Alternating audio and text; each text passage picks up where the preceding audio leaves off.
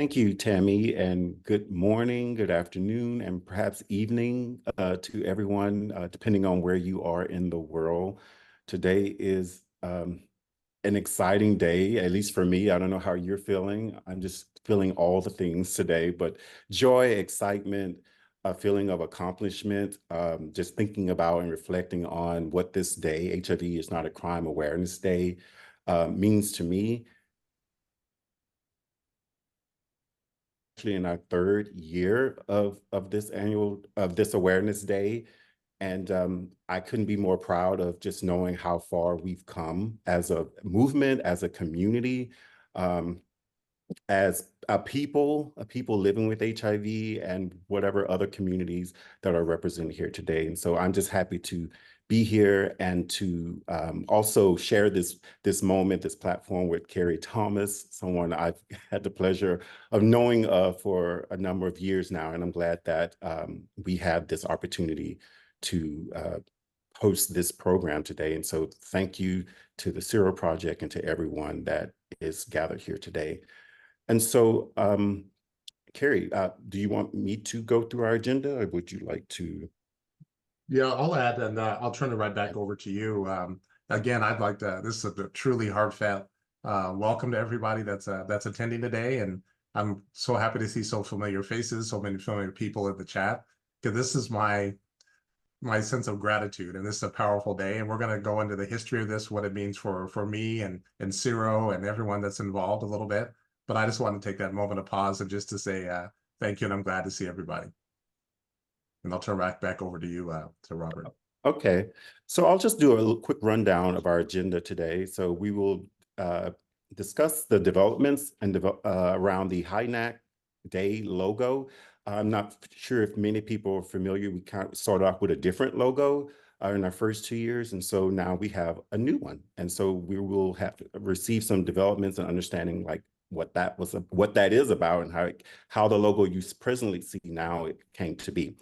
We're also going to have some developments around our Latin America and Caribbean work. So I'm excited about that because I've been following that, and I'm eager to hear what developments have come out of that as well. And then of course, the reason why we're here to have this great panel discussion, including myself, Kerry Thomas, Allison Nichol, Craig Durham, Dr. Ben Young, Dr. Clay Roscoe, Cindy Stine, and Kayden Sinclair.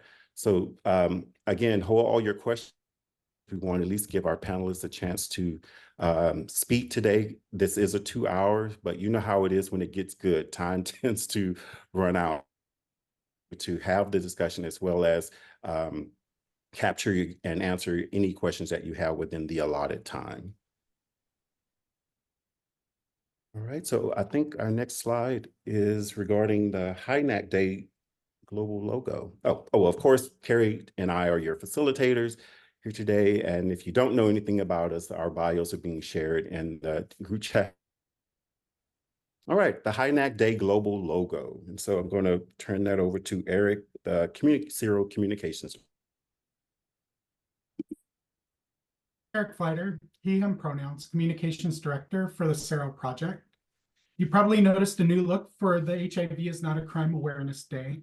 I'm here to tell you about the HINAC Day global rebranding efforts. HIV criminalization is not an isolated occurrence happening only here in the United States. It's a struggle across the globe. That's why when HIV Justice Worldwide approached SERO about helping us push this awareness day beyond the borders of the US, we jumped at the opportunity. However, it was brought to our attention that the logo and entire mood we initially created for the Awareness Day did not translate well throughout the world, especially in European countries. Some of the imagery had odious connotations to the European market, whereas it lacked those negative implications here in the United States. We then worked together to create the new global HIV is Not a Crime Awareness Day logo, as you see on your screen. First, I'll have you notice the color. The color is red, the color we associate with passion and blood, and of course, HIV. But not just any red, we are using SERO red.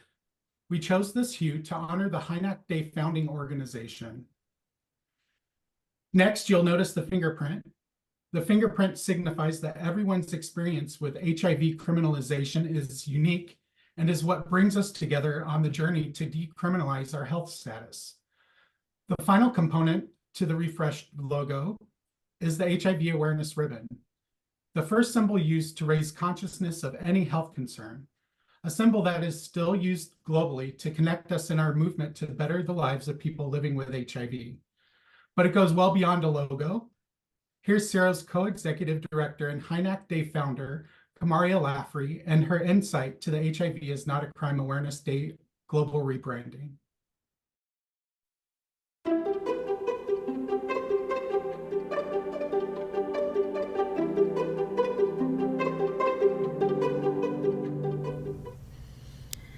Hi, I'm Kamaria Laffrey, co-executive director at the SERO Project and creator of the HIV is Not a Crime Awareness Day. In our movement to decriminalize HIV, we are connected by the fight for justice, and it is time for a global transformation. After hearing from international partners, I'm honored to present the global launch of HIV is Not a Crime Awareness Day. In this rebrand, we want to recognize that this is not just a new logo. It's a symbol of our shared journey, and in the words of great civil rights leader Fannie Lou Hamer, nobody's free until everybody's free. This new logo shows the red HIV ribbon with a fingerprint.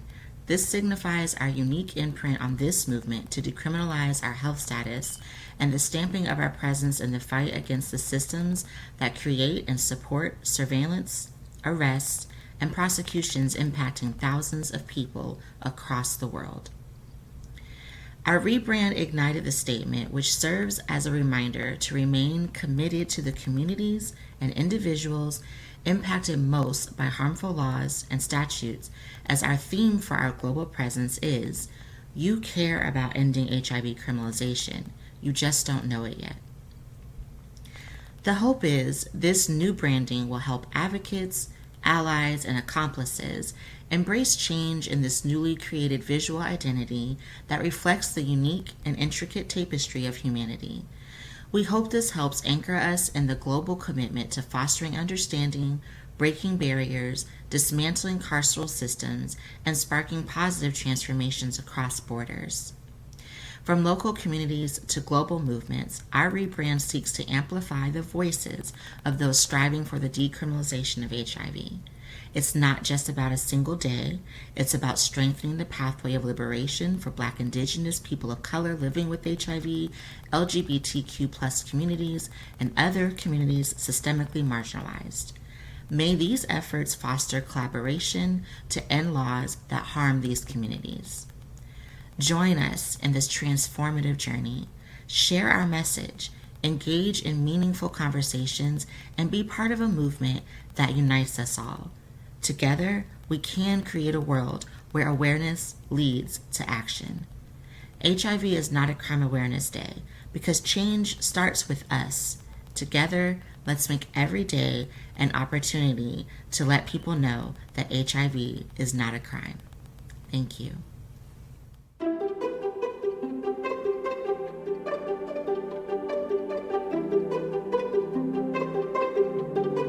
Thank you, Eric, and thank you to Kamaria for this great presentation regarding the HIV Day, HINAC Day Global rebrand. I love that story, and I love what this new logo represents, and I couldn't agree more with it. And so many of you saw that there was the toolkit, the QR code for the toolkit. And so if you don't have access to that toolkit, we'll try to follow up with that towards the end so that everyone, or if there's a link or something that can be added in the chat so that people can have access to that. So moving on to Andy Tapia to give us the update regarding the Latin American and Caribbean work. So Andy, are you with us today? Sí, muchas gracias. Voy a hablar en español si no les importa para mi gente de Latinoamérica y el Caribe. Me da mucho gusto estar aquí y que por fin HINAC Day se haga global. Es información y oportunidades que deben llegar a todos los espacios en donde se debe y terminar la criminalización del VIH. El trabajo que hacemos en Latinoamérica y Caribe es principalmente reforzar las redes y de personas y organizaciones que vivimos con VIH en contra de la criminalización por medio de oportunidades de fondos, minifondos que tenemos durante este año. Si quieren seguirnos en nuestras redes sociales o agregarse al listserv, les voy a compartir mi correo electrónico en un momento para que se enteren de todas las oportunidades que tenemos por medio del listserv. Y también ahora mismo tenemos una oportunidad para microfondos para hacer webinars de Latinoamérica y el Caribe exclusivamente. Esta oportunidad está abierta para aplicar hasta el 8 de marzo. Les voy a poner en el group chat el link para que apliquen si ustedes están en Latinoamérica y el Caribe y quieren producir algún webinar sobre criminalización del VIH. Esta es una gran oportunidad. Y también cuando hacemos la conferencia de HINAC, damos oportunidad de becas para 5 personas de Latinoamérica y el Caribe. Ya lo hicimos con mucho éxito el año pasado y trajimos a 5 personas de diferentes países de Latinoamérica y el Caribe a la conferencia, lo cual fue increíble y hubo gran respuesta. Como un ejemplo de éxito que tuvimos recientemente, participamos en la estrategia en Ciudad de México para la derogación del artículo 159, el cual criminalizaba a las personas que vivimos con VIH por peligro de contagio. Esta ley fue derogada gracias al esfuerzo de la Red Mexicana de Organizaciones en contra de la criminalización del VIH en conjunto con otros activistas y organizaciones. Entonces estamos muy felices de contarles, por si no se habían enterado, que esta ley fue derogada el 8 de enero de 2024 y justamente estamos en proceso ahora apoyando a Quintana Roo, que es un estado en el sur de México, y también monitoreando constantemente en otros países que todavía criminalizan a personas con VIH en Latinoamérica y el Caribe. Y muchas gracias. Thank you, Andy, for that update and giving us those developments, and definitely developments I've been following. And every time I see it in Mexico, I'm so excited, and I know there's still more states and more work to be done. So thank you so much. All right, so I think if there's nothing else, I think we're going to move right along into our panel. And just to remind you who our panel today is, again, is Allison Nichols. We have Craig Durham, Cindy Stine, Kayden Sinclair, Dr. Benjamin Young, as well as Dr. Clay. And they're all represented there in the photo. And we're going to move forward. Kerry and I are going to just start off before we actually bring in our panelists. And Kerry and I will take a few moments just to catch up and give some reflections about what we're feeling today. And so I know I've shared at the top, Kerry, and you shared a little bit, but what's going on? How are you feeling today? It's good to see you. And it's good to see you not incarcerated. And I know you've been out for a few months now. And so yeah, coming up on everyone know how you're feeling today. Yeah, first of all, I'm honored to be here and with everyone that's chose to participate today.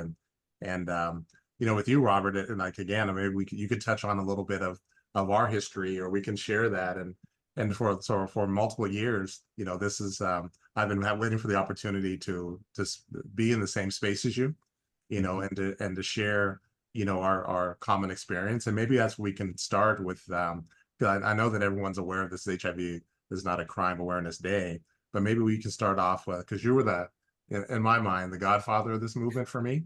You know, you and Sean. So maybe we can start off with that, a little bit of what our connection is and with your experience. Yeah, thank you for that, Kerry. It's funny you say godfather, because I call someone else the godfather, Edwin Bernard, who is the executive director. To me, he's like the godfather. So I'm share in this moment. But today, as I said, it's an exciting day for me. It reminded me of the day when I was released from prison back in January 2011. Didn't have a clue as to how I was going to be moving forward, because I didn't even have a clue about what I had just gone through in terms of the HIV criminalization, prosecution, incarceration experience. And so, as many are familiar with my story, I just found a blog that basically explained HIV criminalization 101. I think that was the title of it. Read it, felt like, wow, this is actually what I experienced, and immediately called a number on the blog, which was the number to Sean Strube, who wrote the blog. And I remember calling him, and I didn't meet Sean until later that year, I think maybe in August, but we always kept in touch from that January all the way through. And that's when he reached out to me regarding the HIV is Not a Crime short film, and so on and so forth. And then there was these invitations to come speak and share my experience. And not just me, I mean, we had other people that were definitely have been involved. And that was the first time I've ever just really shared my experience publicly through that short film, and as well as at those high-level policy meetings about HIV criminalization. And so to start SERO, I mean, to be a co-founder of it, I felt like it was the only option I had, really, because to bring awareness to this issue, that was very important to me for other people to know about it, even though I didn't know much about it. But I had a voice, I had a story, and also there were people interested in this issue, obviously, that through Sean, I was able to connect to other people who was really starting to get involved in this issue. And so to start SERO, it really represented the voices of people who had been criminalized, like such you and myself. And so I'm proud to see the progress that SERO has made, the fact that it still exists, the fact that the message that we have tried to get out still is strong, and if not even stronger now that we have more people, more community, and more organizations involved in the issue. And so the things that SERO has been able to provide today were the things that I did not have at the time when I was going through. And so this really means a lot to see all the progress that have been made. And I'm glad that through SERO, we were able to connect with you, because that is what this is about. It's about connecting with the people who've been impacted. People living with HIV has always been our core. And to see how we've been able to really do that, not just speak about it, but really do it, and show the world how it's done, or that it can be done. It is amazing. And so I'm happy to just be here today to see how through SERO we've been able to make all the different connections. Yeah. Incarcerated. And you are extraordinary because you were incarcerated, and that's kind of hard to do, to communicate and relate with prison officials on any level, and to also be able to work with someone who was inside, and to have that relationship and still you be impactful throughout the years in the way that you have. And so I know that today you have people who've been instrumental in what you've have accomplished in terms of the computation, which hopefully you can give us just a brief explanation as to what that is for those people that may not be aware of what computation of sentence is or what it means. And so, yeah, those are my words that I have to share. Yeah. Yeah, thank you for that. And I think we are in a lot of ways kindred spirits. And I think if folks had an opportunity to follow Robert's timeline, and while that was going on, I was going through a transition in my own life as well. Even I was sentenced to 30 years of incarceration, and I came across SERO early on in the process, and Cindy's going to be able to discuss a little bit of the nature of our relationship and what that looked like here in a second. But I want people to really understand how damaging criminalization is. I mean, if the raw truth of it, you're stripped of everything. You're put in shackles. You're strip searched. You're given clothes that don't fit properly, and there's the amount of noise and the smell, and it's the most dehumanizing thing that we're going through.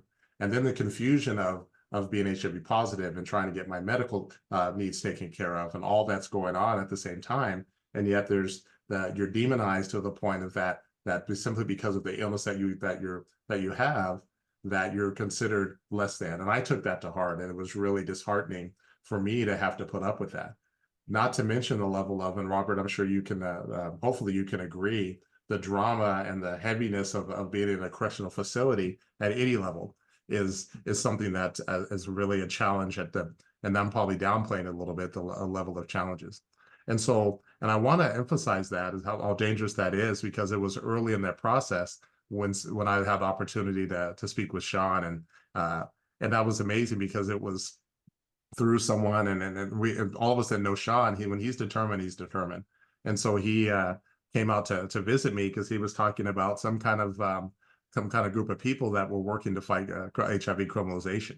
And to be 100% honest, initially I was like, man, I'm just went through a court hearing. The media's all on my backside, and my family's in distress, and my son, I think he was they were about 13 years old at the time, and having to deal with what he was going through, and all the heaviness. Then to go to a facility and people are name calling, and because one of the downsides of criminalization, oftentimes we've discovered that it's highly publicized. And then that's like wildfire in an institution.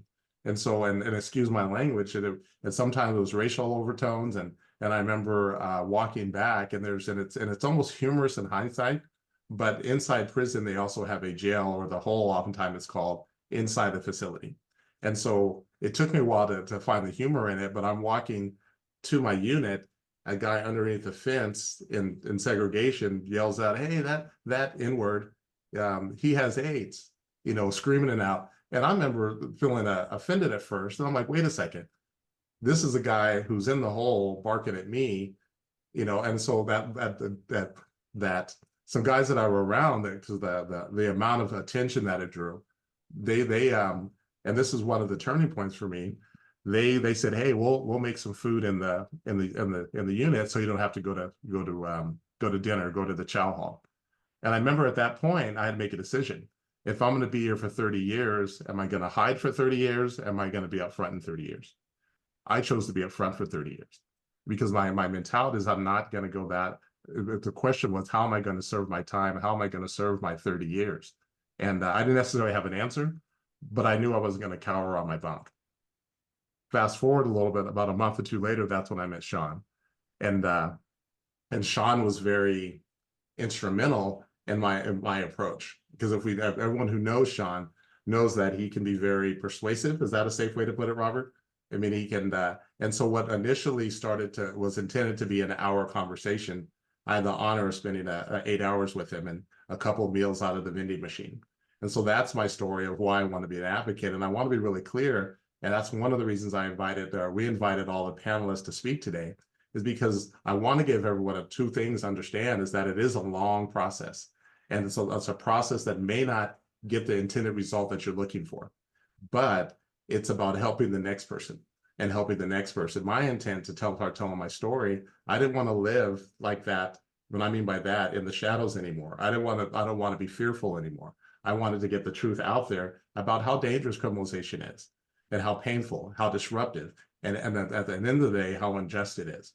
And so that was my introduction into becoming an advocate.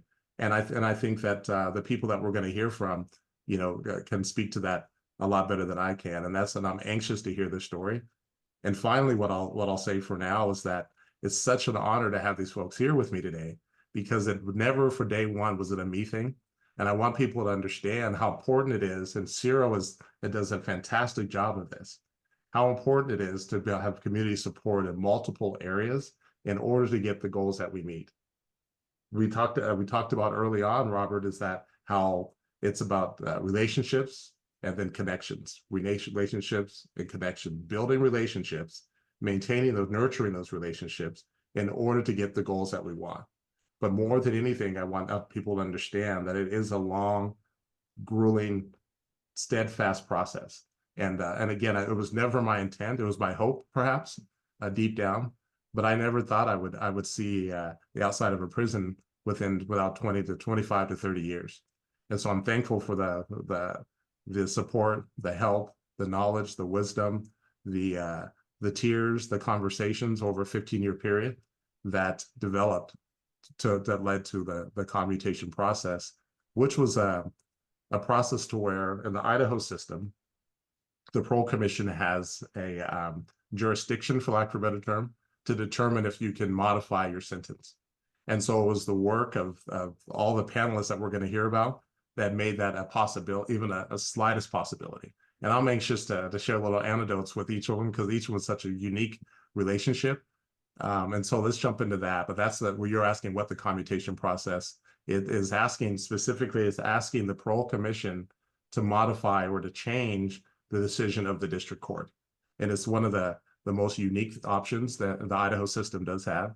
And it's rare. And I think that Craig Durham could speak to that, how definitely rare they are to get relief, to even get the opportunity to have that. And I really want to press upon people this, the expectation is not you file for fill in the blank and you get the end result. You know, I think that I'm completely blessed. And I think this day represents to me the momentum, the tidal wave that started from the first conversation and the first spark that you and Sean started, Robert, until where we are today. And I'll turn it back over to you. Okay, I couldn't stress enough about the relationship. I mean, just hearing you talk, I like to think that the relationships that I've had with folks in our communities, that a lot of those relationships still exist. Whether folks know it or not, like I cherish the relationships that I've connected with each person that I've known and met, and to see us still together in the community in some way or another. We don't always see each other. We may not always speak. We may not always be at the same places at the same time, but yet there are various moments where someone is doing something, right? And so I've always just tried to be supportive of whatever they're doing, because I know that they know what we all stand for in terms of our values and in regards to this work and the movement towards liberation. And so we have, relationship is so important. And this is a great example, another great example of how relationships that over time together, you can do anything, you can accomplish anything. And for those of us that sort of been here since day one, we have seen how things have developed and how things have, the milestones that we've come across, the big and small accomplishments. And it's great. And even today, I mean, just information is rolling out, the research is rolling out from these reports around criminalization in various states and such. So a lot of that is from relationships building that started way back. And I think as we got more resources and things, we're able to roll out a lot of different things. And so, which makes all of this possible, so that every community, whether you're a policy person or a lawyer or a community person or doctor or whatever, you have the tools and resources to do the advocacy. And so just want to emphasize that the relationships is so key and so important. So not to delay, because we want to make sure we have time, let's get into our discussion. So you do have quite a few connections to people who have been instrumental in helping. And so I think we're going to start out with Allison Nichols. Yeah. Hi, Allison. Welcome, for sure. Thank you. It's so nice to be here and see so many old friends. You know, I see Cindy's photo and I hear, you know, Tammy's voice and Kevin and you know, Robert's smiling face and yours. And, you know, it's just a pleasure and a privilege to be here. I love that Craig is also, you know, on this call. So thank you for having me. Yeah, no doubt. And so maybe we can, and I'll kind of give my narrative of how, basically what you've meant to me. And then we can kind of start from there. And I remember this is the name and the amount of wisdom that you shared with me relayed through emails was really the foundation. Because when I'm going through my legal work as a defendant or someone who's incarcerated, it doesn't paint you in the best light. I mean, it's the worst of the worst. And the one thing that stands out to me is that you and I'm paraphrasing to some extent, but what I understood was you were asking me to look at who I am, you know, and that's a tough question. And who are the core is Kerry. And if we're going to ask for something different, you encourage me to change the narrative. And I wonder if I have that accurate. And again, my question would be, why would you choose to get involved with not just with SERO, but more specifically cases like mine? Well, first of all, thank you for the kindness of your words. I will say that the outcome of this is due, you know, if not solely in large part to the fact that you're Kerry Thomas and all the things that that meant and what you brought to the table and how you were able to present that information in the way that it I think compelled them toward the right decision. I mean, in terms of my own background, I, had started working on HIV issues when really people were talking only about AIDS. And that was in the mid to late 90s when I was living in Chicago. And I'm a lifelong civil rights lawyer and disability rights lawyer. But at that time, we didn't have really any tools other than the Constitution to prevent the kind of discrimination. I'm not talking about HIV criminalization, but actually my work predates that concept. There were not a lot of avenues or legal tools available to fight discrimination against people with HIV, and a lot of bad things were happening as a result of that. And so really the beginning was just direct action. How could you achieve the maximum amount of change through voices short of violence, I guess is what I would say. And so that started me down on this road. I think the people of my generation all have a list of people that they've lost early on, and maybe since then, but certainly early on, to what was then referred to almost exclusively as AIDS.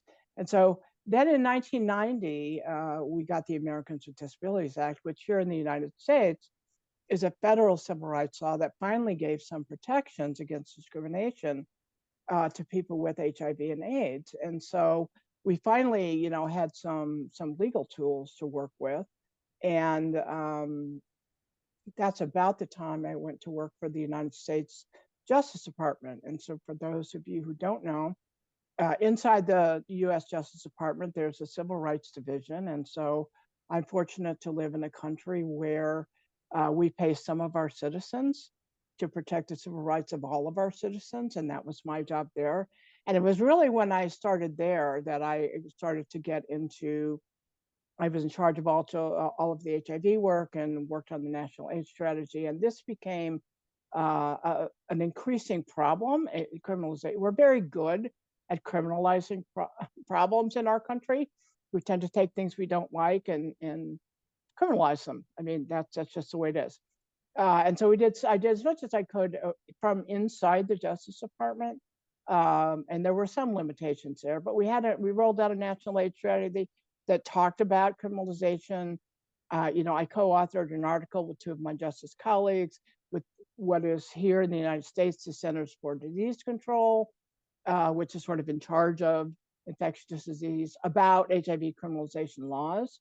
That got published and got a lot of attention because, Justice and the CDC had never worked on or opined on this issue in that way.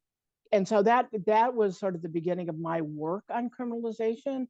And then I later left the Justice Department and then went to work for SERO. And it was through SERO and through Sean Struve, who is my North Star. There's just about nothing that Sean Struve would ask me to do, including some things that might be illegal or immoral, at least I would think about. There's not anything that he would ask me to do that I wouldn't be willing to do. And that's how I first came into contact with an individual who had, other than Robert, of course, who I knew first, but an individual who had been impacted directly by one of these laws that I had been sort of theoretically talking about for a long time. And so that's how I first came into contact with trying to figure out how is there some way that we can change the circumstances that you were in. Yeah, that's a powerful narrative, and majority obviously at the end of that I was unaware of, and I think that's such an important to have your knowledge and your wisdom, your desire that really made a strong impact on the direction that this was going. And next, with the same theme of the legal side of how commutations are achieved. Craig Durham was there, and Craig, it was we kind of met by chance. Is that correct? It wasn't a planned meeting initially. I think that's right. Yeah, Kerry. My recollection is I was out at the prison meeting another parole eligible client and talking to him. I think I'd heard about your story, but I hadn't met you, and we just sort of connected there. And when you explained to me that you were serving a 30-year sentence for this particular crime, I was dumbfounded. I mean, just the incredible injustice of that. And so, yeah, I think that's how we first connected. One of the things that really drew me to you, and I remember because and maybe you could share with everyone your commitment and the assistance you've given, not just in my case, but on other cases that are more civil rights on the side, not even that was criminal. And I think that that you're someone in Idaho that has definitely stood up for those who are definitely marginalized. I wonder if you could speak to that. Sure, absolutely, yeah. So I think of myself as just kind of a humble, nuts and bolts lawyer out here in Boise.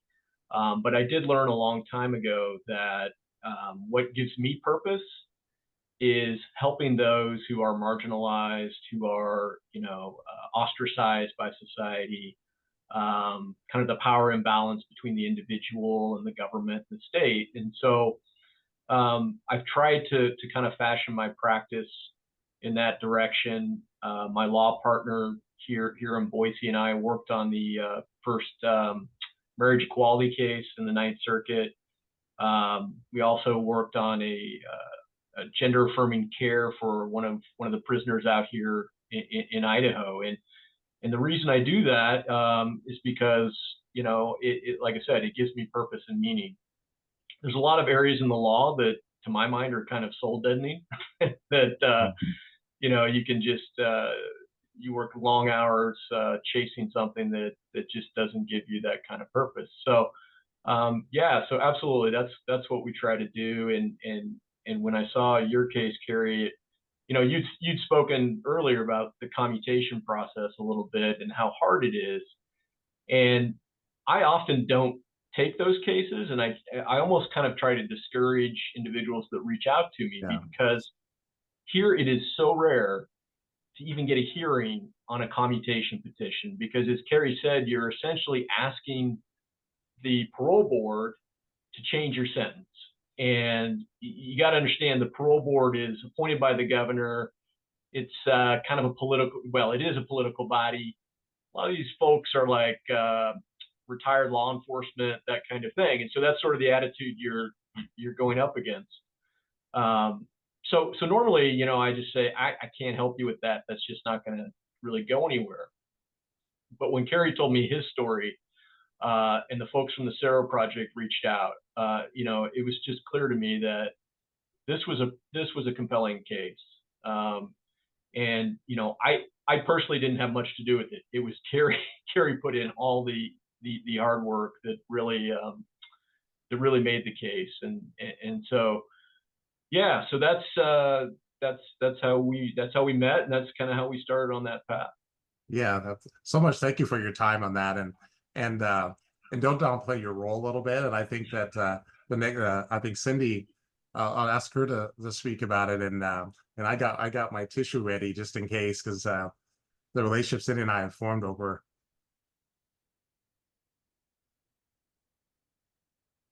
Yeah, we definitely know about that. Cindy would always keep me updated in regards to times that she speaks with you, Kerry. And so even though I met you initially, that I think 2012, I think that was the year, or whenever that was. And since then, she always will update me on what's going on with you. And so I know that you and Cindy definitely share this special bond. As anyone that knows Cindy, she just has a way of really connecting with people, and just really, and it's someone that you can really count on to be there for you. And it all stems back to her work, her background, which I won't tell her story. She'll definitely do that. But I just want to interject to say I am a witness to to the relationship between you and Cindy and how she has really dedicated herself and her time, to seeing whatever the task was, to seeing it through. And so I think we all can understand how emotional that can be. And so, yeah, so let's get Cindy in here. Let's see what she has to say.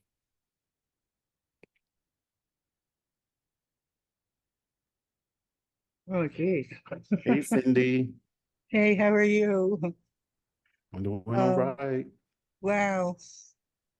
And it is, So tell us, you know, what is your why or your reason for doing what well, you do? I always start with this, very involved in the 80s and the early 90s. And I thought I knew everything. I thought I educated myself. And then Sean, who lived in Milford where I lived, did a presentation in our local LGBT center that I was on the board. And he brought Rhonda, this guy called Robert Suttle, and Sean. And I heard Robert talk. And that moment I fell in love with Robert. And my heart broke when I'll never forget you bringing out your driver's license. But hearing your story and hearing the fact that an illness could be criminalized, an illness that was very dear to me, I knew that moment I had to be involved. And so I went to Sean and I said, Sean, I'm not working at the moment. If you need me, call me. And the next day he called me and he asked me to meet him in his office. And he had a bundle of letters from people that are inside writing. And I spent a week reading all the letters and hearing everybody's story. And emotional, I cried at every single letter because I saw commonalities of things. My training for counseling came out, but I knew that's what I had to be doing. And I sat and I not only read them, I had to answer them. And I found a letter from Kerry Thomas. And there was something very special and very different about that letter. There's like, I could say like 5 people really out of 40,000 database. I mean, a lot of people hit my heart, but there's certain people that really pour into my heart. And Kerry was one of them. And I'll never forget my first encounter talking to him. Kerry and I have spoken on the phone since 2012, almost every day. It could be for 15 minutes. It could be for 30 minutes. And when I didn't hear from Kerry, I always knew that he needed some break. But then when I didn't hear from him, I had to remember he was in a facility and I couldn't call up and say, could you get Kerry on the phone, please? And I can't tell you how many times I wanted to do that. But then I also knew that in order to keep it going in the communications is to have a relationship with the facility. So I built a relationship with the warden, the assistant warden, the case manager. And actually, when I didn't hear from Kerry for almost a month, I did write a letter to his case manager, who Kerry could tell went to talk to Kerry and say, can you call this lady up? But it was building the rapport with the facility, knowing that Kerry had a voice, a strong voice that had to be heard. Kerry, I heard you talking about, the stigma within inside the facility. I'll never forget the story that you shared with me that broke my heart when you were playing ball and you got hit with the ball and you started to bleed and you fell down and everybody started moving away from you. You realized there needed to be more education. You needed to, it hurt you because these were people that you were been with for 15 years. But I remember you sharing, saying, I need to educate more. I need to talk more. I need to bring this out more. And so from 2014, when you first spoke at Grinnell, I was getting people calling me up and writing me letters saying, we really want Kerry Thomas to talk. And so to build that rapport with the facility and have them, okay, all your social media, it was amazing. It was amazing, and amazing how many lives you changed across the country, across the world. You know, and then I knew, learning a little bit about the commutation from Allison, and it was really complicated. But I also knew that, you know, if we didn't get it the first time, you know, you'll have to wait and then you could do it again. But we wanted to get it right the first time. And so we had to get all the players. Who's the players? You know, Kayden. You know, everybody, I always say everybody should have a Kayden in their community, you know, because not only did he do wonderful things for Kerry, but he's a community person, and he does wonderful things for his community, and he has such a big heart. So it started with Kayden and doing his work, you know, offering a place for someone to stay. That's big. And then Craig, you know, Kerry sharing me a story that he met this guy, this lawyer, years ago. And we said, well, let's bring him into the fold.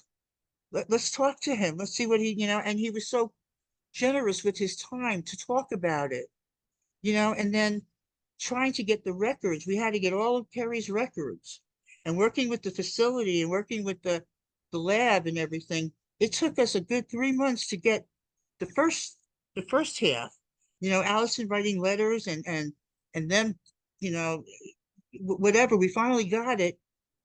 And then we had to get facility, like once you go into a facility, your medical records are no longer yours. They're no longer yours.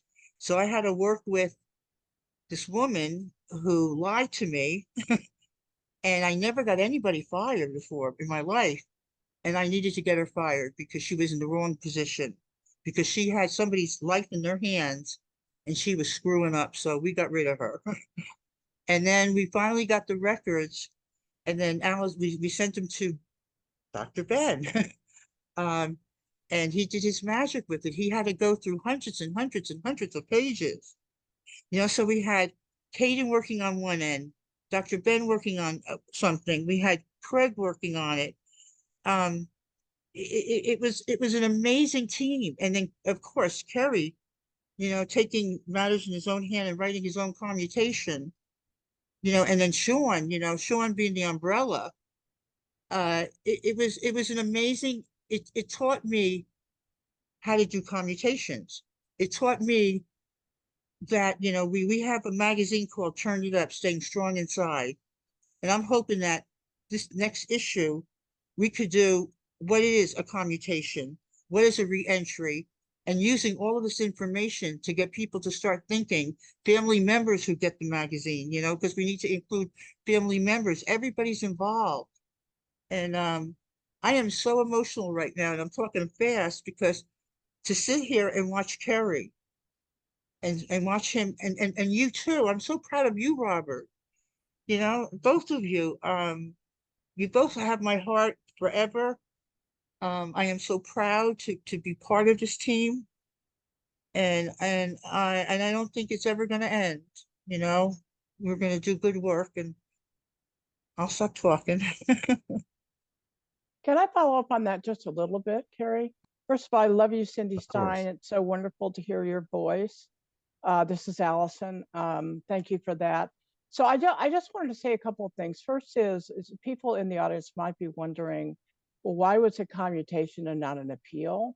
Mm-hmm. And the answer is, there are a couple of answers for that. One is, by the time I became involved or SERO became involved, the standard appeals had already been exhausted. This was not a case in which there was a trial by jury or a trial by judge where there was a verdict reached. This was the subject of a plea agreement.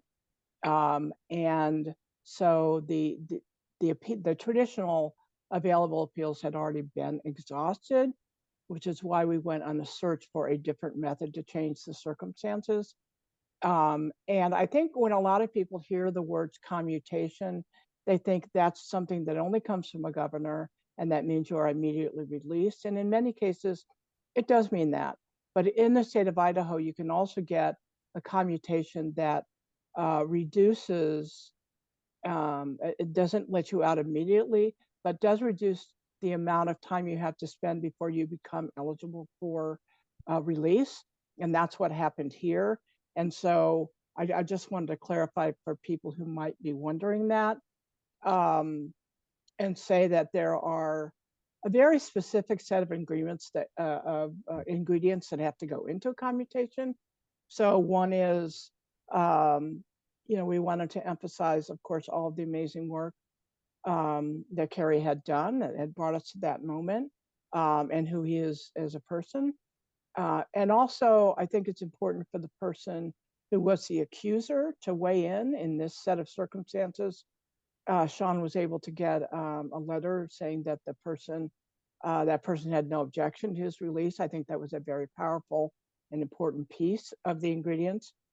So if you're doing this for other people, I think you have to have, you're going up to, against a group of people who are almost always disinclined to vote in your favor. And so you have to give them as many reasons, as you possibly can. And all of the records that Cindy was talking about, that when Dr. Ben became involved, is, you have to somehow assure people that the behavior, is not going to be, whatever it is, whether it's not necessarily Kerry, but anyone, is not going to be repeated, that the person upon release is going to be adherent, have a undetectable viral load, all those kinds of things.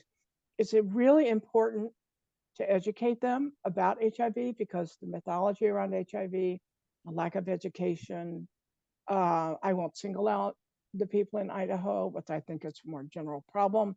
But I think you have to have a medical person involved in order to explain all of that, in order to be successful. So I just wanted to add that little piece. Thank you. Yeah, I'm glad you did to clarify that, and I think that's why important. I think that's one of the things. As much as it's a personal story, it's also a serial story as well, in the context that all that we've realized all the things that are important to reach our goal, and we realize that no single person can do that on their own. And I think that understanding what the legal options, what the options are, and when, more importantly, what they are not, is important on the front end.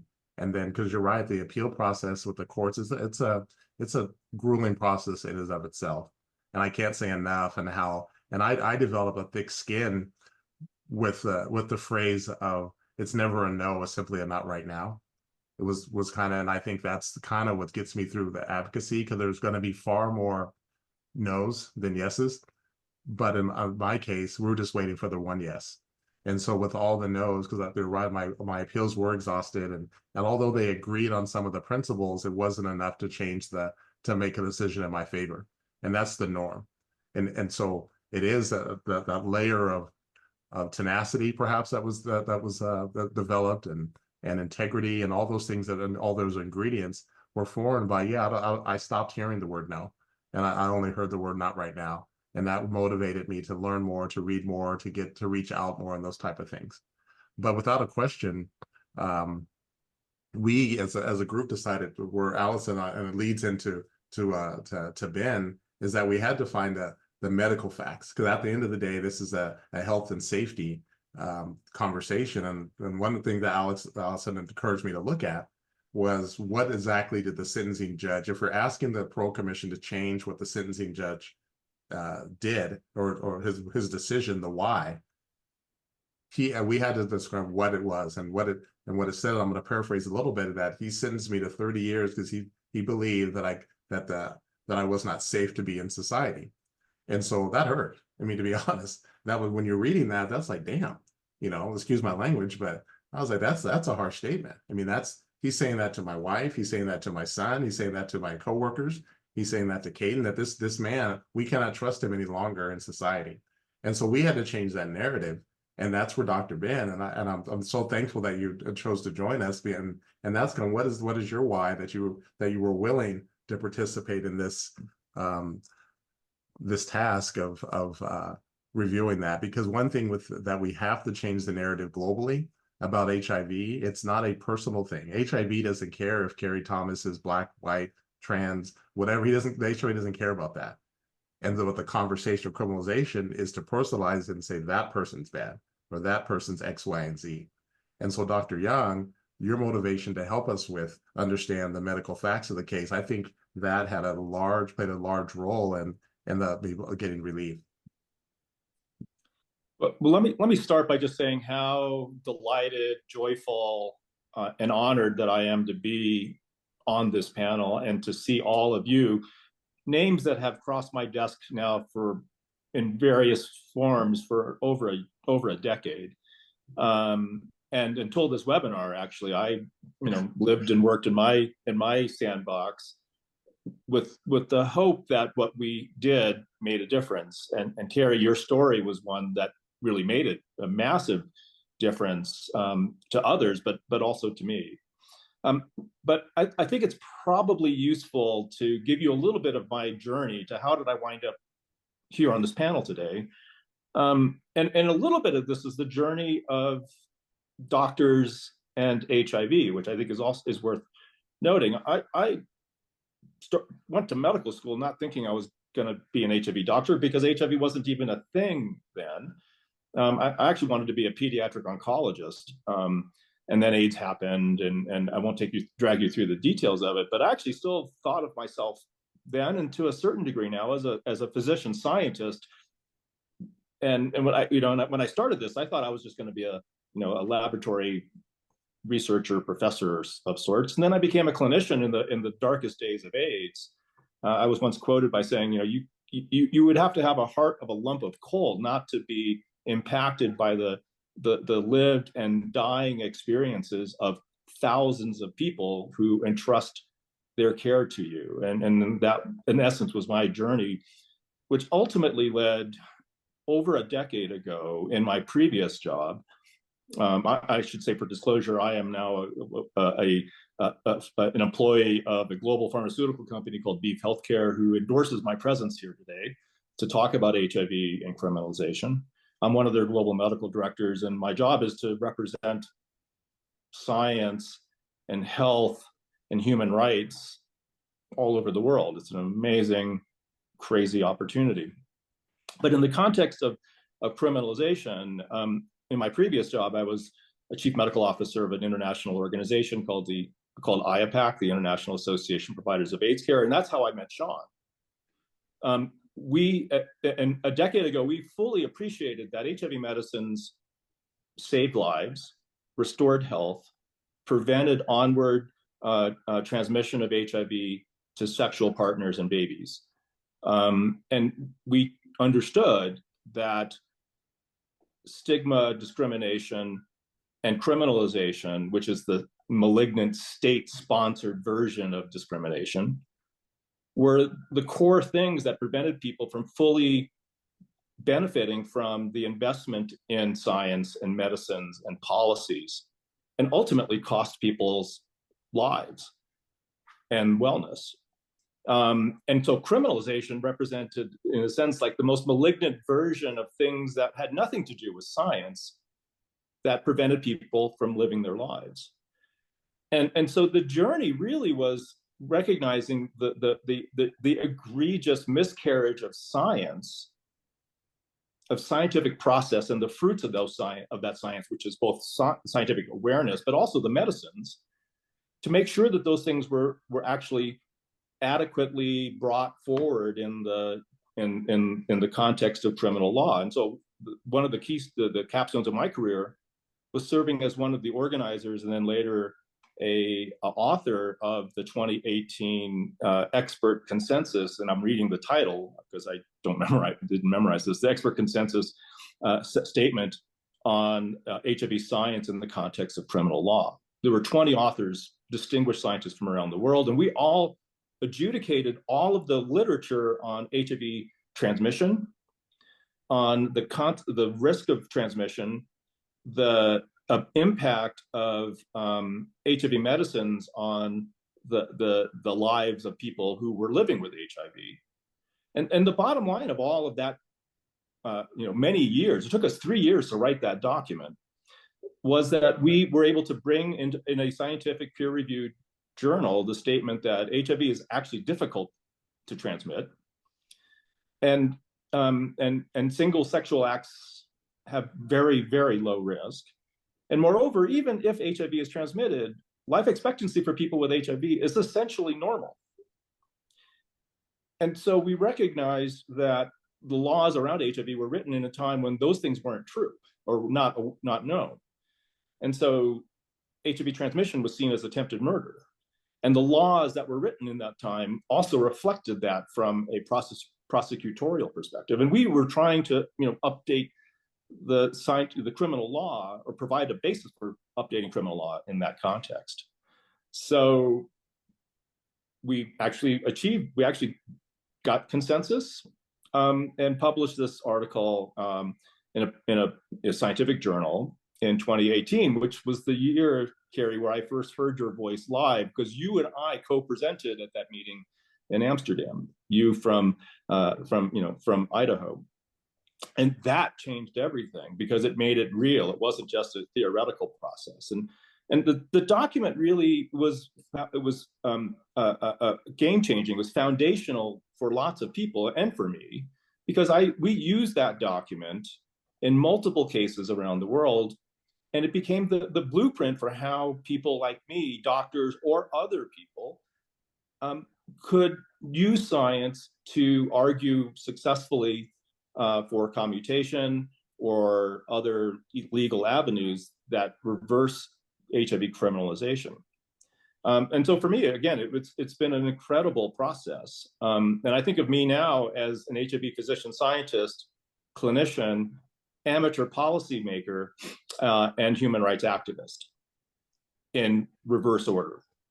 So I think of myself first today as a human rights activist and applying science to human rights. And I'm very pleased at the work we did. And I think Cindy mentioned hundreds of pages. I think it was actually 180 pages in very small font that I had to read several times over and outline, like a good lawyer might do, to provide the right kind of argument. But the argument was laid out in that expert consensus statement. And I encourage those of you who are interested to go and look at that. It's now been 6 years since that consensus statement was published. And last year, HIV Justice looked at that and found that it actually was useful, and it still remains up to date today. So it's just, for me as someone who worked on both sides of this policy and science and individual assistance, to see the fruits of all of that manifest in your case, Kerry. But I'd like to think that this is helping and can help others all over the world.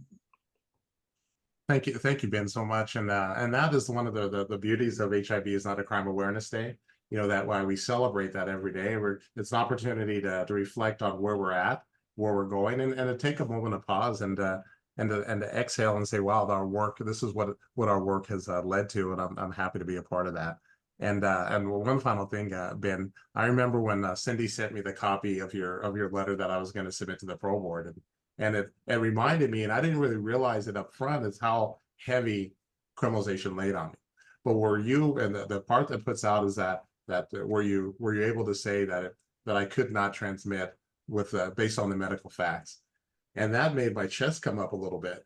Because it is heavy, because there are the doubts that maybe at some level I am as bad as they say I am, and that was so freeing to me to be able to read a document that says that, hey, Kerry, you're okay, and I always wanted the opportunity to thank you for that.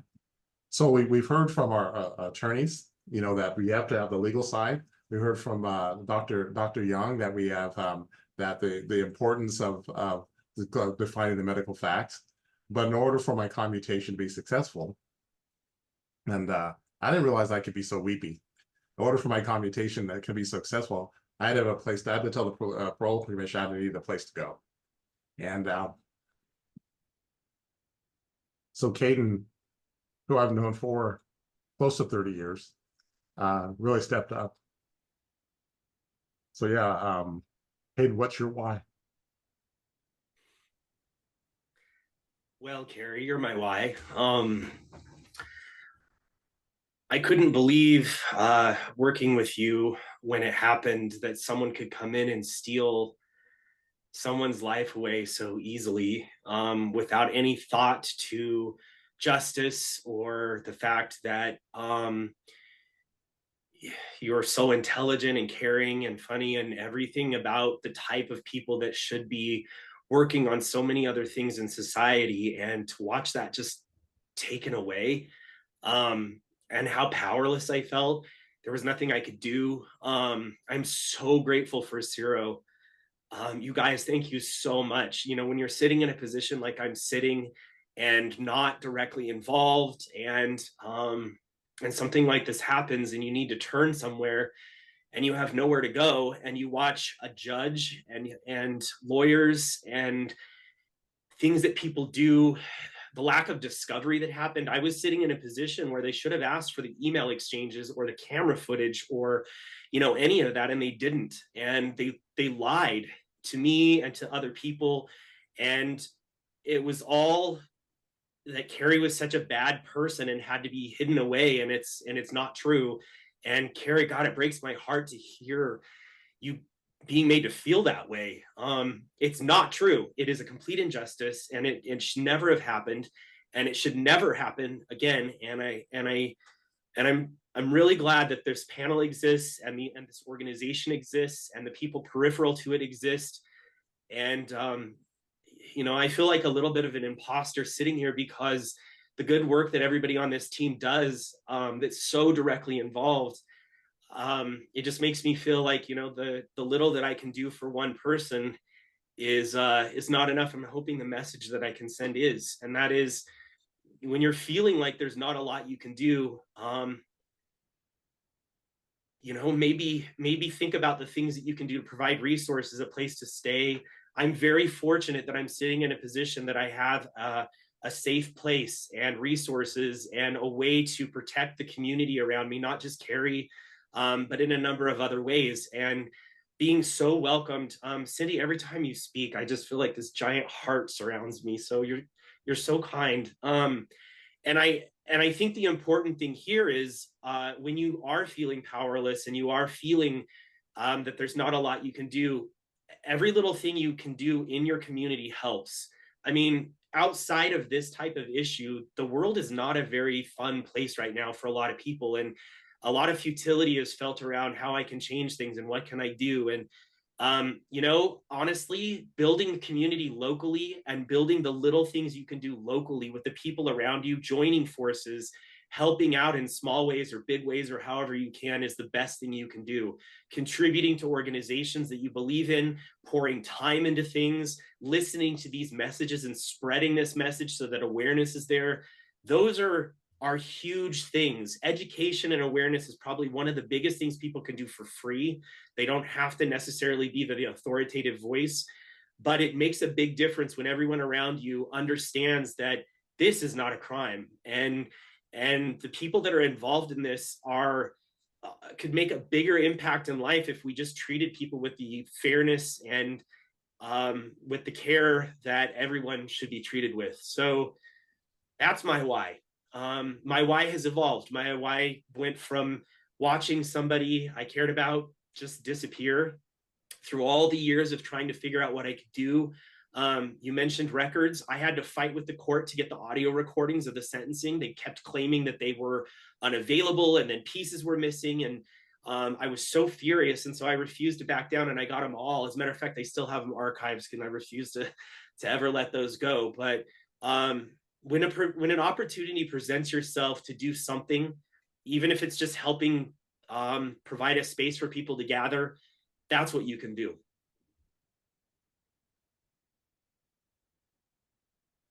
Yeah, thank you, Kayden, for lifting that, and for those that may find themselves in positions of like feeling helpless, like I want to do something, but I don't know what to do. I mean, you just literally laid out like just something simple of what is the one small thing that you can do that can help definitely make a difference. So I hope that everyone listening today got something from that, because there's always something that we can do. You just have to really think about it, and it's always the thing that you may do well. It doesn't, even if you're not even with an organization, have a position within an organization or have a certain particular expertise, there's always something you can do. And I say you have a voice, you have a conscience, you have values, and those are things that you can stand on, use to address any type of injustice, really. And so thank you for being such a model, Kayden, of what that is. And to everyone within your expertise, within your profession,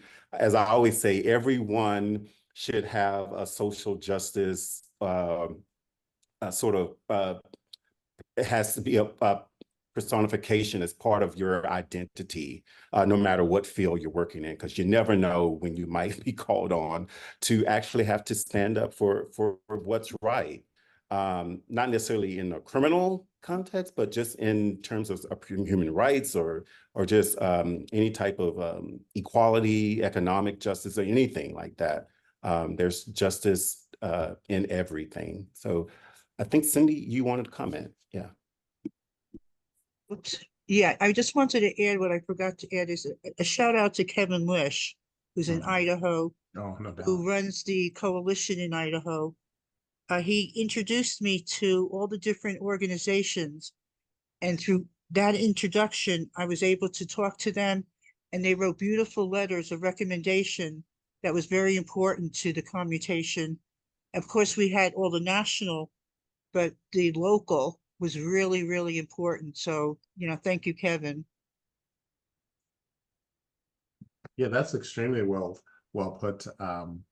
And another example why it's so important to have to start building your network. And if that's anything that one of the takeaways that I hope people have is that, of course, like the areas that we focused on for this webinar was that we had the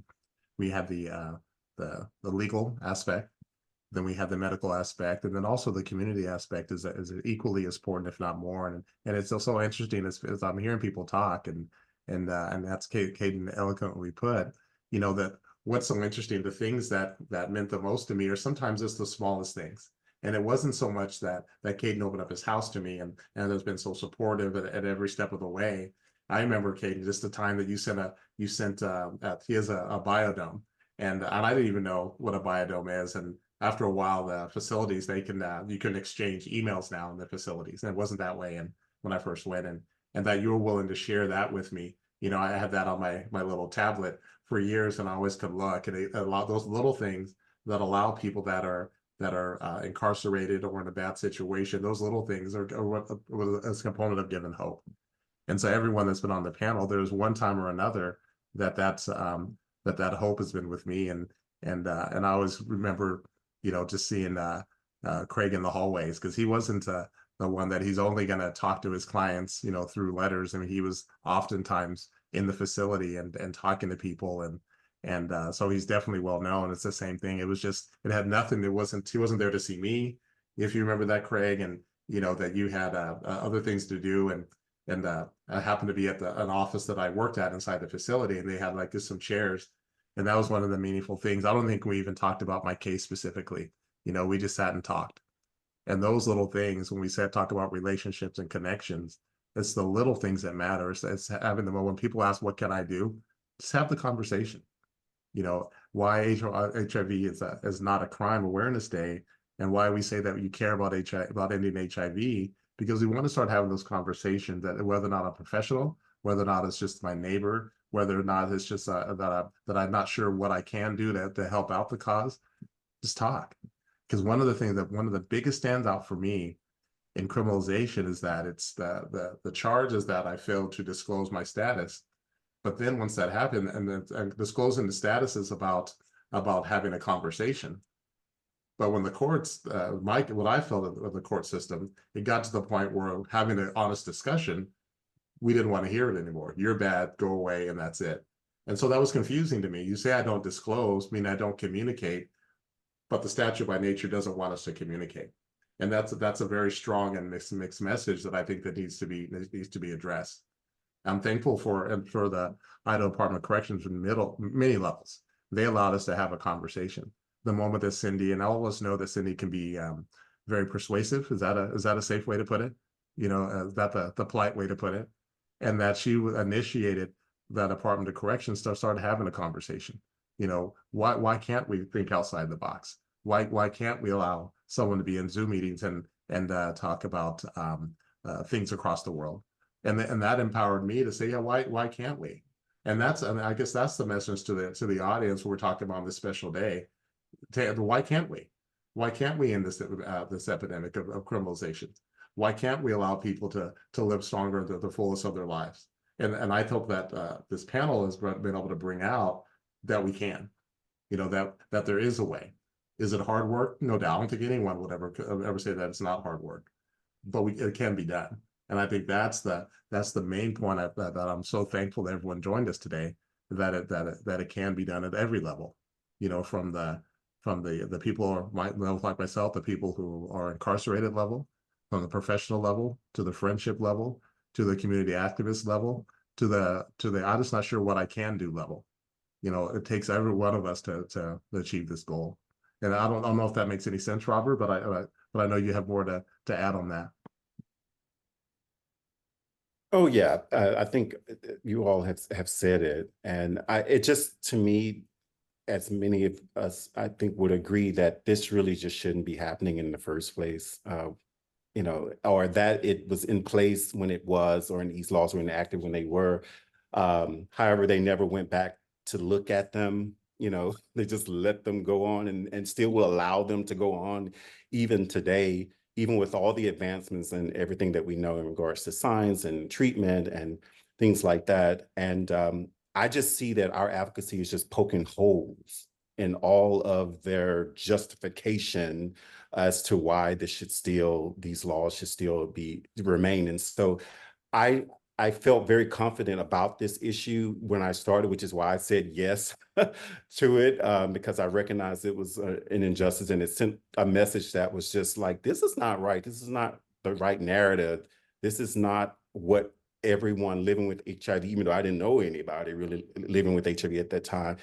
I don't think this is how they are reacting, responding. And so I knew it was wrong. And so again, I see our advocacy is just continue to poke holes in the justification for these type of laws, because it just shouldn't be in the first place. And so it just astounds me how those that are supporting them for them to remain, how they can say that with what with those of us that are aware know today, but then those people know that this is wrong. And I think it's just a way of trying to control people, folks that we may not like, regardless. And the thing is, they don't even know us. They don't know us as individuals. They're really just feeling like they know us based on these labels.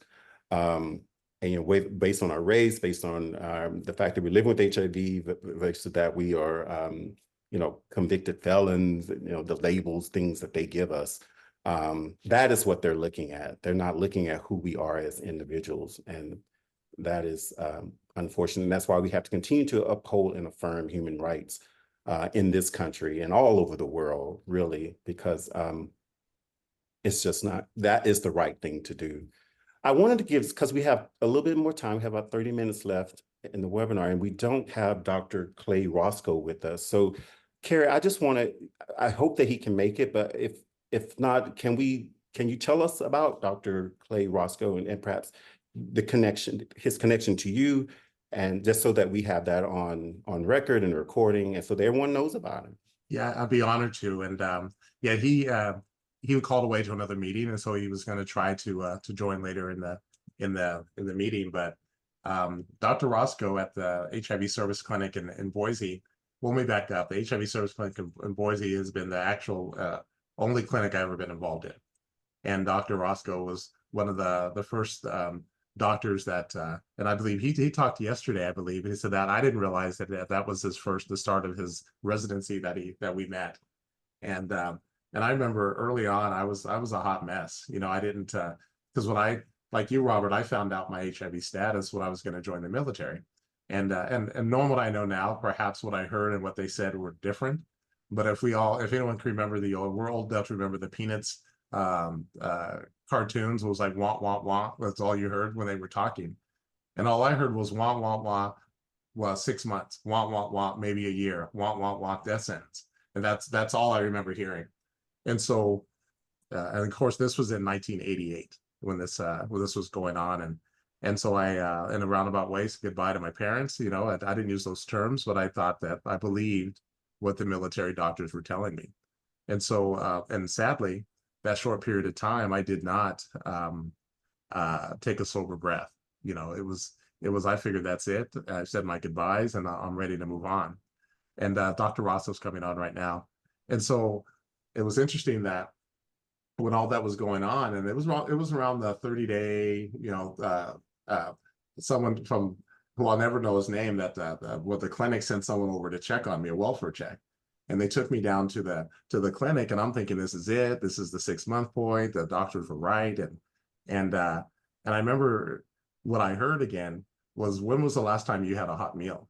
And by the way, Mr. Thomas, when was the last time you had a bath?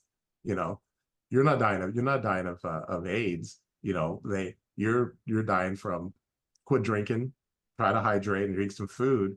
And the most important thing, start educating yourself about what's going on. And that came from Dr. Roscoe's clinic at the time, and that's been true. And they've been with me from the whole way. Great to see you, Clay. He asked me to call him Clay, and I was going to default to Dr. Roscoe. So good to see you, Clay. I did remember, and I was just sharing that how we kind of met all those years ago, and how through the clinic, which led up to you being my primary physician, and give a little bit of our history. So yeah, everyone had an opportunity to talk a little bit about themselves. Again, thank you for taking the time to join us. And perhaps you can tell us a little about yourself and also your why. And the why, and the why you chose to help us, why you're here today. Well, first of all, good afternoon, everyone, and my apologies for joining late. So my my boss at my current company, China management, is not one of his strong suits. So, but I'm very happy to be able to join, even though it's a bit late. So thanks for your patience there. So as Kerry mentioned, I'm Clay Roscoe. I'm a physician here in Boise, Idaho. Had a great conversation yesterday with Kerry, and I realized that we actually live not so many blocks apart now, which is was a great revelation for me, just in our brief conversation yesterday. So a little bit, number one, my connection with Kerry. So I actually met Kerry also in this conversation we had yesterday. I realized this 20 years ago. It was in 2004, and it was at the HIV, the Ryan White Clinic here in Boise. But at that time, I was still a resident physician in training, with a specific interest in getting as much training in HIV and HIV positive primary care as possible. So I wasn't even yet complete, had not yet completed my training, but was starting to hang around in the HIV clinic, and at that time when I met Kerry. After I finished training, I went directly into working at the clinic. And between 2004, when we met, through 2007, I had the opportunity to work with Kerry as his physician provider. And then again, after moving abroad to work overseas for some time, between 2009 and 2016, I believe, Kerry, or late 2015 was the last time I saw you, before I moved overseas again. In 2009, I was involved in Kerry's trial, and then certainly afterward.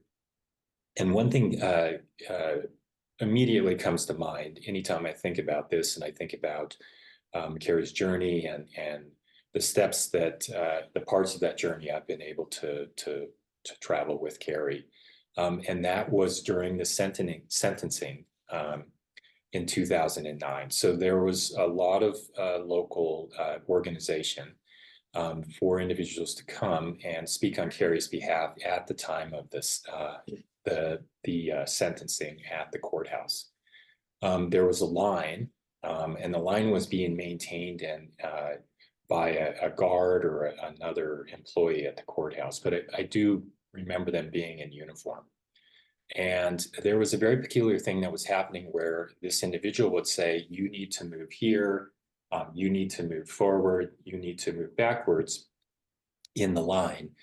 This is just so we can, and they kept mentioning it was for time management. And I kept getting moved back. And I didn't really pay attention to it at the time, but ultimately an announcement was made.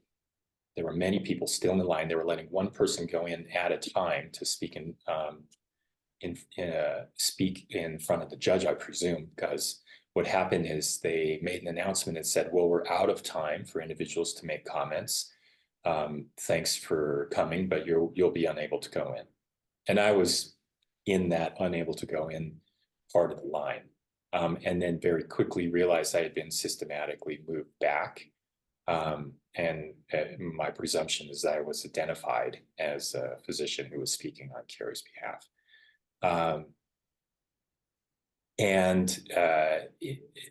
Standing there in that line as it started to, dissipate, I had this immediate revelation that every imaginable card was stacked against Kerry. And I just felt like I had to get involved however able. So, how did I do this? Why did they do this? Kerry was facing this conviction for breaking a law that does not take into account any known science behind, undetectable equals untransmissible. And I say take, I don't say took into account, because this law still stands in Idaho. I knew Kerry's history, his medical history, of course.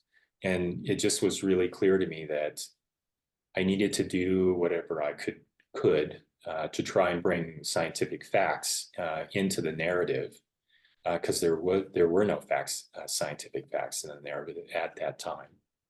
And then more importantly, I just wanted to advocate for Kerry's humanity in any small way that I could. Still standing, I think of myself standing in that line in the courthouse in 2009. And I just saw exactly how criminalization of HIV completely takes away a person's humanity. And, what's most inspiring about Kerry to me was through all of this, he's not lost his humanity. And he's gotten up every day at 5 a.m., to quote an article that I read about him some time ago.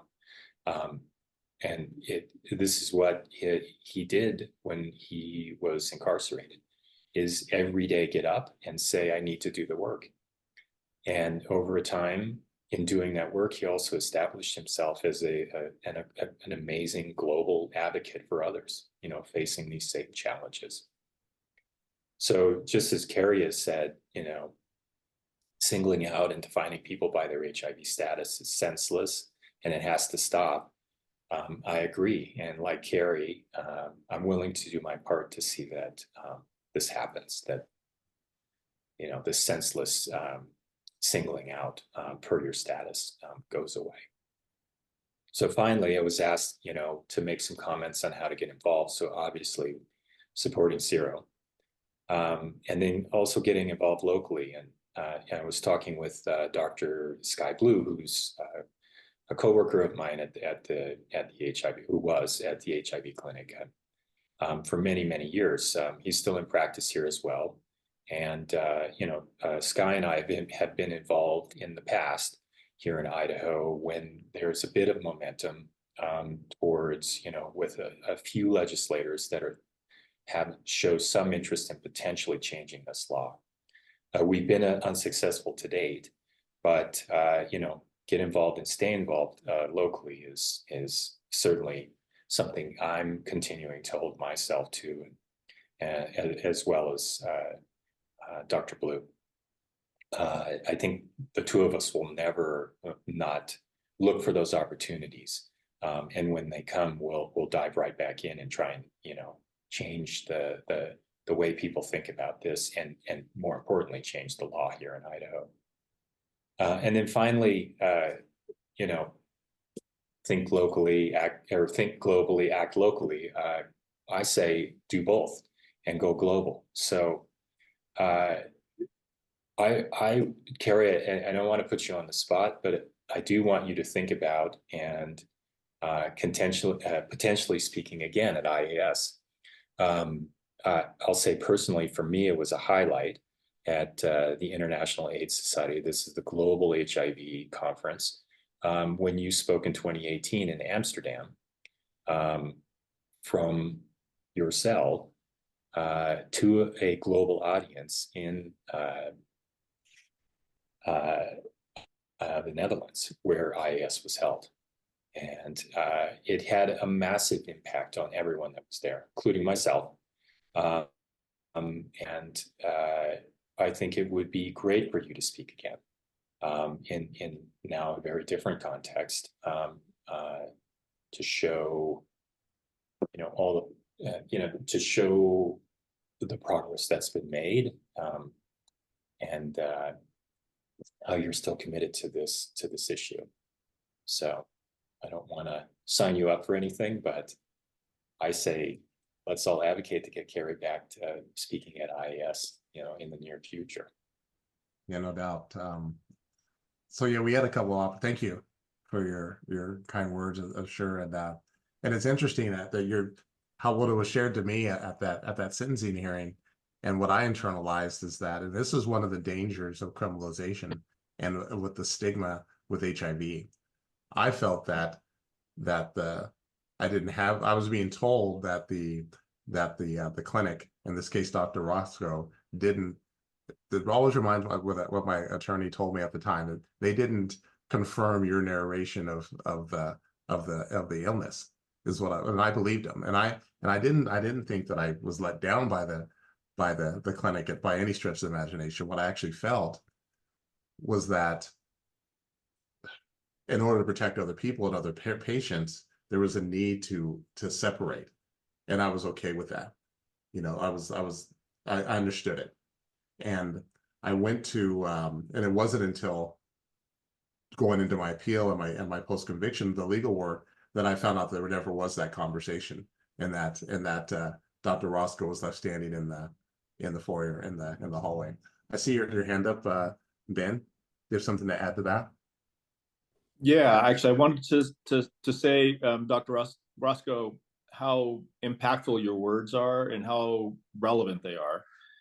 I also, because Cindy raised this point earlier on, that I was the guy that that volunteered to review nearly 200 pages of those clinic chart records of clinic notes and laboratory material, and it was the thoroughness of that led to a 2-page letter, I think it was, Kerry, that was part of the commutation process. But it was because of that well-documented relationship you had with Kerry that we were able to, at least I was able to accomplish the small parts that I was able to do. So, and it's super cool to actually see and hear your voice and have a conversation, if virtually, with you. So, by the way, I was in that same auditorium in Amsterdam, and that under air conditioned or non-air conditioned conference room in Amsterdam with you. So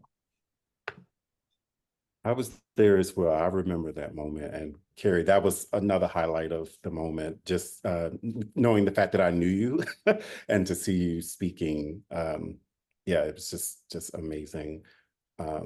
So for the sake of time, go ahead. One thing I would add real quick, and it's interesting, and this is what I would encourage people who are positive and know people that are positive. And one revelation, or for a better term, that I had is that because it's hard going through your legal work, because oftentimes they're saying things that aren't nice about you, and you're reading that over and over again. And for one moment, I remember sitting back on my bunk, and I thought, well, what relationship have I had that's been successful? And I'm bringing this up, and I'll make the point here in a second. And I realized that my relationship with Dr. Roscoe, with my HIV, with my clinic, was one of those relationships. And so I started asking myself what was unique about those relationships that I would claim that. And there was a clinic where I felt safe. It was a clinic where it was people that I felt I could open up to, that I could be honest with, that I can find to get help from, to help me, and they cared about me unequivocally. And so when I look at the other relation, I compare it with other relationships that weren't well. That's including relationship with my wife. I wasn't always honest and upfront. You know, my relationship with my son, I wasn't always that person with my employers, and I was always distant. And I encourage people that to look at your relationship, the importance of having that relationships in general, but more specifically the relationship with the clinics and the amount of resources that are available. That was the foundation for any amount of change that I've had. And that's one of the reasons I'm happy that Dr. Roscoe would share that. And we talked about it yesterday. And just real quick, Robert, that it because one of that through the Idaho Department of Corrections, the clinic in Idaho was where we would get a chance to go once a year for a checkup. The downside, which is great, you know, I appreciate that, but the downside is they would put you in you can't see me, but they had what they call belly chains, you know, that on your waist chains basically, as well as handcuffs, as well as shackles on your feet. And so, for whatever reason, you are brought through the front door. They don't take you to the back, they take you to the front. So you walk by every single person in the waiting room, and naturally their response is going to be a little bit, at least that's what I observed as their response. And so one goal I had when I found that opportunity to go home, I wanted to be able to sit in that waiting room, because I didn't get to sit in the waiting room, and the chairs look really comfortable. And one of the things that I really wanted to do upon my release and my first appointment, it was real important for me is to be able to sit in the chair and to be able to come and go in and out of the room. And that's what I did. And the clinic is an amazing place. And I think I might have been 45 minutes to an hour early, and I just sat. And so when it was time I didn't check in or anything. It was when it was time for my appointment, they said, well, we saw you there. Why didn't you ask to come in early? Because I just wanted to sit, you know, and I think all of us that are positive need to find that space that safe space we can just sit, you know, that we can be at peace. Wow, Kerry, that is touching. Yeah, I'm gonna just leave that there because it's taking me to places. But for the sake of time, gosh, thank you all, panelists, for everything that you've contributed. We do have a question, and I at least wanted to get one of our attendees' questions answered. And Allison, this might go to you, as well as Craig, or anyone that I guess feel led to answer it. How can the American with Disability Act be better leveraged to assist with HIV decriminalization efforts, both at a state level and as well as federally? That's a great question and a timely question. I'm not sure who asked it, but the Justice Department has just filed a case under the Americans with Disabilities Act on the HIV criminalization issue. Now, it's very specific. It wouldn't, for instance, have changed the outcome in Kerry's case because the issue is fairly narrow. But the issue is whether or not an enhancement for HIV in certain types of criminal laws, the ones that issued there, is in fact disability-based discrimination, because under our federal ADA civil rights law, HIV is a disability. So the question is, does that enhancement serve as a form of discrimination? And we won't know. The case is very recently filed, meaning in the last few weeks. And I don't know if it's that case or an additional case that the ACLU is working on with this essentially the same frame. And so we'll see what happens with that. I'm sure that regardless of what happens, I don't think Tennessee will change their law voluntarily. They've already been given that chance. And so we'll see what happens, and then no doubt it will be appealed. We'd like to keep it out of this particular configuration of the Supreme Court if we can. So it really depends on how far Tennessee is willing to either compromise or not compromise. So yes, whether or not that legal theory present in that case can be extended to more general criminalization laws, has yet to be seen. But it certainly is an historic moment that justice is bringing this case forward. Yeah, absolutely. And I think it's a great strategy at this point too, and legal advocacy on this issue. So for the sake of time, I want to make sure that we get all the sort of next steps and things out. The HINAC Day Toolkit, I believe there is a link, and so I want to make sure that is in the chat for our viewers, as well as the HIV is not a crime day sign-on letter.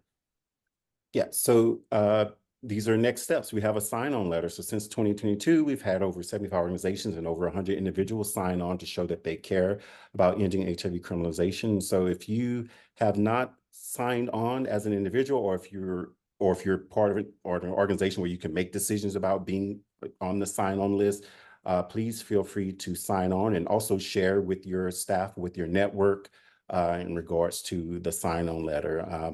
I think it is powerful when you can see a whole list of names and organizations standing strong on this particular issue, and for our Awareness Day to show some solidarity. And so please be sure to sign on if you're interested, or at least share with your networks.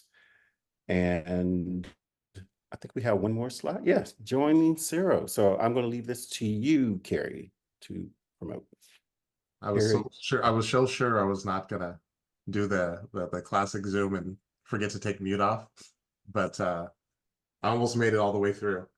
But I'm gonna, if Tammy's still available, I was gonna turn over to Tammy, and she can you know, there's a we didn't even get a chance to talk about it. It's a whole nother conversation about how Tammy and Cindy and you, Robert, and y'all came to Boise to visit me at the facility, and that's a whole another amazing story of support. I mean, that was a long day. You know, it was a great day to see and meet you guys all face to face. But Tammy, perhaps you could take the time to close this out. Thank you, Kerry. Thank you all. What an amazing webinar this has been. Yeah, we just wanted to, because we do have, and thank everyone who joined us for this discussion. But we don't know if you all are connected with SERO's Google group or receive our newsletter. So you can use a QR code and sign up for whatever you're interested, the information that you're interested in receiving from SERO. And again, huge thank you to all of you, the facilitators. Robert and Kerry, you did an amazing job sharing so much of your own personal stories. That is so appreciated, because I know that can be emotional labor. We want to thank our interpreters for the simultaneous interpretation, Adriana and Nayara. I think I got that right. And SERO staff, Eric Fleider and Andy Tapia, for sharing at the top of the hour. And then to all the panelists who joined us today to share your experiences with the commutation process, your support for Kerry, and showing the importance of it takes the community to support somebody, and we need to continue building the community in every state so we can help others who are currently incarcerated. And then also thank you to everyone who joined today. And I will pass it back to Kerry and Robert if you have any last questions or statements or anything to close us out. Well, Kerry, what do you think? I think this has really been great. I've been really enlightened just from our planning, all even up to this day.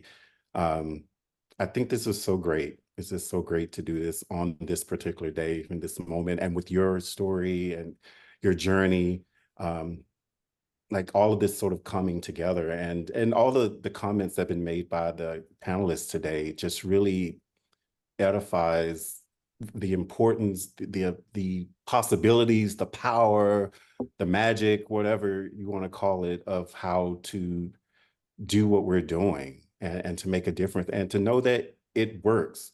It can work, and we have great examples throughout, again, our movement and community to see that that's happening. And I'm so glad to see that we have the activists, we have human rights people, defenders in the various professions within the legal, within the medical, especially, and within our broader community. We need more people like that in order to address these injustices that continue to exist in our world today. So thank you all for who's attending. Thank you to everyone. My heart is made glad today because of us coming together. So, yeah, and thank you, SERO. And I think that with SERO staff that we were trying to discuss, maybe even before I was actually released, and definitely soon after my release, we were trying to say, I wanted to find a way to say thank you, to say thank you publicly, because a lot of the work was done for me on my behalf publicly. And so this was the best way we could think of, and I don't speak publicly that often. I think that it's still very personal, but this was the best way that I could say thank you to all the panelists today, and because your relationship to me and my heart with this last 15-year journey has been incredible, and I'm looking forward not only hearing from you, but working with SERO staff to see what we can do for the next person. And it's not about one individual. It's about I always say it's a we thing, not a me thing. So I appreciate your guys' time and take an effort to come share this space with us today, and thank you for all you've done for me.